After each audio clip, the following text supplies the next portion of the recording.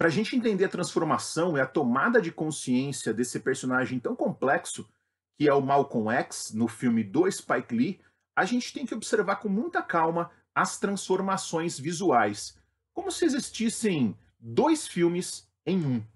Hollywood big shot's gonna give you what you want. Maybe not today, maybe not tomorrow, but soon and for the rest of your life.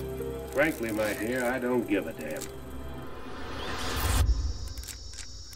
Esse filme foi lançado em 1992 e quando a gente observa a carreira do Spike Lee, do seu diretor, a gente percebe que de todos os seus filmes, certamente este foi o mais ousado, ou aquela que a gente pode dizer que é a empreitada mais difícil, mais complexa. Você contar, né, uma boa parte ou uma pequena parte, dependendo do seu ponto de vista, da vida de uma figura tão controversa, tão importante ainda assim, como Malcolm X. O Spike Lee, inclusive, antes de dirigir o filme, ele advogava que o autor dessa obra, o diretor que fosse escolhido para fazê-la, teria de ser negro, não poderia ser um diretor branco. E acabou sendo ele, que era, na época, já estava muito famoso na época, né?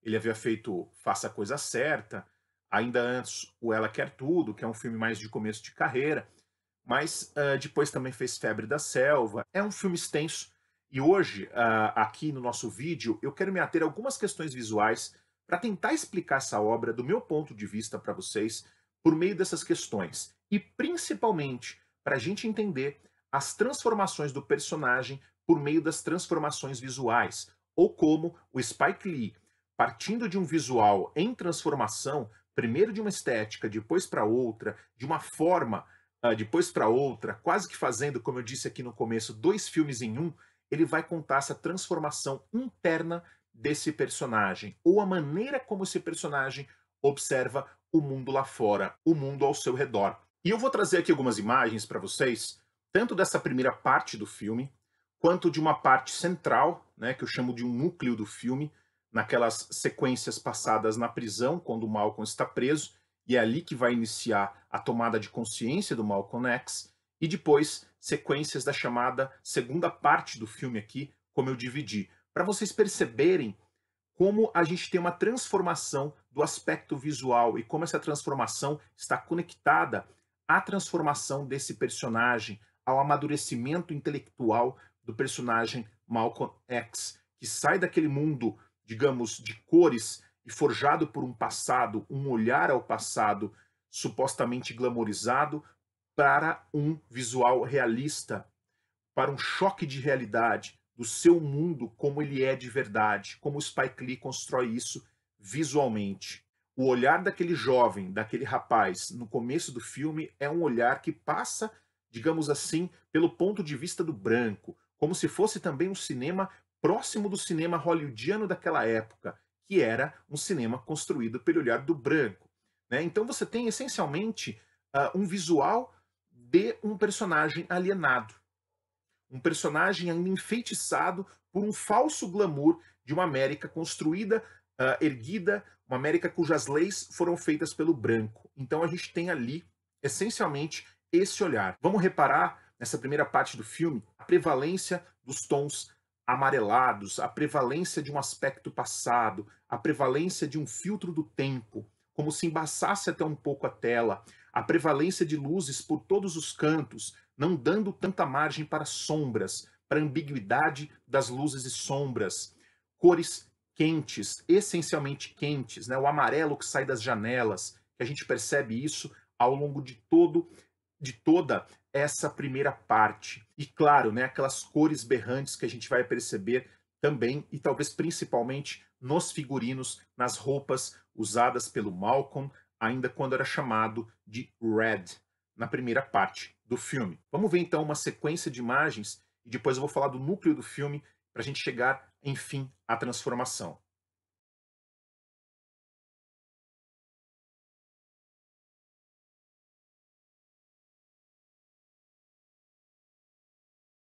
Ao ser preso, Malcolm X levado à prisão, ele tem uma briga com alguns policiais, né? Ele é um insubordinado ali, ele não aceita dizer o seu número, e por isso ele é colocado em uma solitária.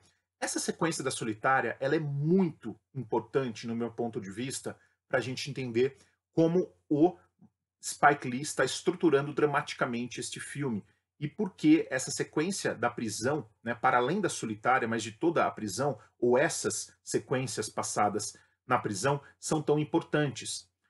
O Malcolm X é colocado em um espaço sem luz, ou quase sempre sem luz, né? Naquela Solitária, em que em algum momento, inclusive, o Spike Lee vai jogar o espectador na escuridão total.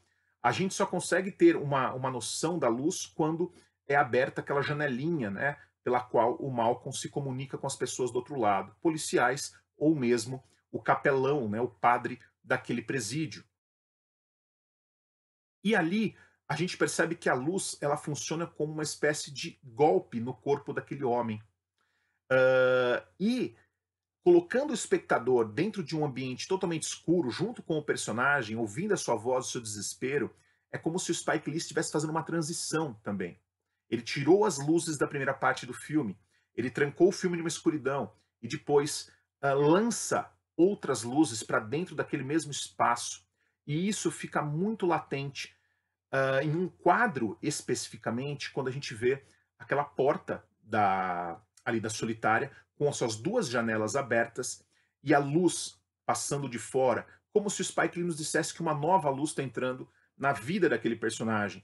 E, ao mesmo tempo, ele gritando e sofrendo dentro daquela Solitária, como se aquela luz, agora talvez uma luz da realidade, golpeasse o seu corpo. E ele percebesse, primeiro pelo aspecto físico, inclusive, como o negro é tratado nos Estados Unidos, especificamente dentro de uma cadeia. E, portanto, né, o contato do Malcolm X dentro da cadeia com um personagem que vai ser uma espécie de pai espiritual para ele, um primeiro pai espiritual. Né? Depois tem aquele outro líder, né, da nação islâmica dentro dos Estados Unidos, que ele vai tomar como pai espiritual. Mas esse homem que ele conhece na cadeia, ele é muito importante para abrir o olho do Malcolm X, inclusive convidá-lo a ler o dicionário, né? E ver as definições de negro e branco no dicionário da própria cadeia, ensiná-lo a buscar o conhecimento. A tomada de consciência de Malcolm X, ela está relacionada intimamente também, né, claro, à religião. Quando o próprio Malcolm vai confrontar o padre, o capelão do presídio, sobre a cor da pele de Cristo. Né? O capelão diz que Cristo é branco. E o Malcolm X diz que tudo leva a crer que talvez ele não fosse branco. E talvez não importe, né, a cor da pele de Jesus Cristo. Mas tem um embate ali, uma insubordinação da parte daquele preso, que agora começa a tomar consciência.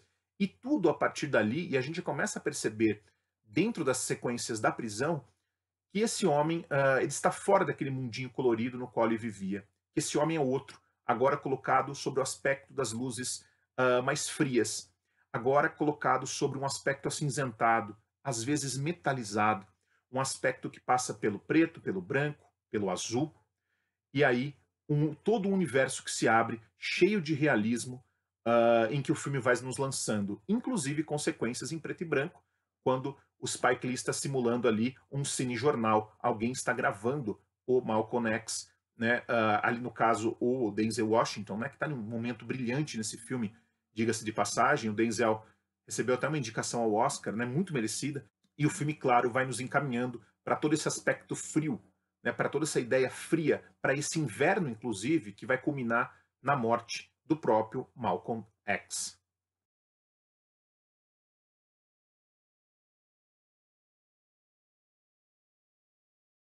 Uma das coisas que eu me peguei pensando quando eu vi esse filme foi na posição do Spike Lee referente à religião na vida do personagem Malcolm X. É claro que a religiosidade ela tem uma importância muito grande para o Malcolm. O fato de ter se tornado muçulmano é muito importante nessa história. E, inclusive, a consciência que o Malcolm X toma em relação ao seu povo e o seu lugar naquela América, ela é muito importante porque ela passa pela religião. Por que eu faço esse questionamento? Né? Vamos lembrar que naquele momento, que eu acho um momento chave em que o Malcolm X enxerga o líder espiritual da sua religião islâmica, isso ocorre em tons amarelados. Aquele homem surge para ele na cela da cadeia como um espectro, como um espírito, como uma aura, amarelada que explode na sua frente. Quando a gente observa aquele tipo de iluminação, a gente vai ser remetido à primeira parte do filme, não à segunda parte, que de certa forma a gente já está entrando nessa segunda parte, a gente já está vivendo ela, mas tem ali um interim religioso, uma cisão religiosa, digamos assim, de um devaneio ou um delírio do Malcolm, que vai ser oferecida ao espectador com a mesma estrutura visual daquele mundo passado.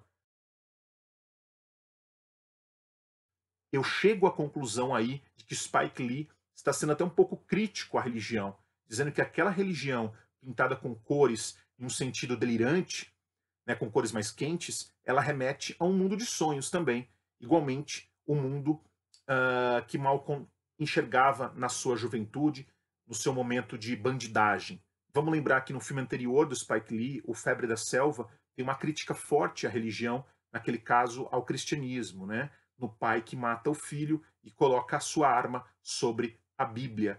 O Spike Lee ele faz também uma crítica aqui, sem ser desrespeitosa em nenhum momento, né? Tentando entender esse personagem e as suas contradições. Malcolm X foi um personagem histórico muito importante na luta pelos direitos da população negra, nas lutas, famosas lutas, né, raciais, digamos assim, nos anos 60 nos Estados Unidos. E eu acho que essa é uma cinebiografia à altura da importância do Malcolm X. Antes da gente terminar, eu só queria dar aqui alguns créditos que eu acho muito importante. Esse filme ele foi dirigido pelo Spike Lee, mas como a gente está falando tanto das questões visuais, eu não posso deixar de dar o crédito ao diretor de fotografia, e eu vou utilizar aqui os créditos no DVD para ler o nome desses profissionais. O diretor de fotografia é o Ernest Dickerson, e também não posso deixar de citar aqui o autor do livro em que esse filme foi baseado, né? A autobiografia de Malcolm X, que foi escrita pelo Alex Haley. Espero que você tenha gostado do vídeo de hoje. Se você gostou, assine o canal, acompanhe. Toda semana tem um vídeo diferente, um vídeo novo, sempre com filmes diferentes e tentando aqui, na medida do possível, trazer um olhar diferente para a sétima arte. E se caso você gostou também, se você gosta de cinema, vá ao site palavrasdecinema.com. Um grande abraço e até semana que vem.